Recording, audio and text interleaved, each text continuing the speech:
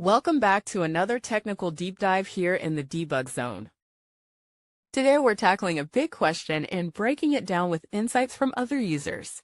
Hopefully this clears up some misconceptions and helps you get the answer you need.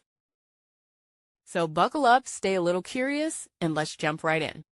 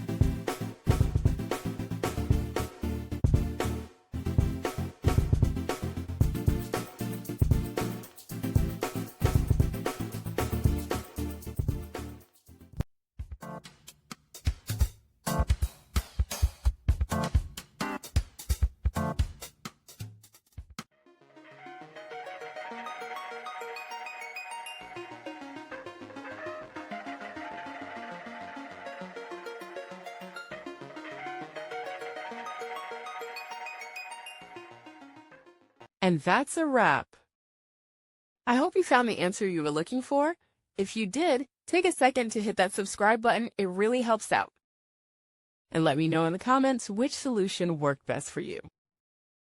See you next time in the debug zone.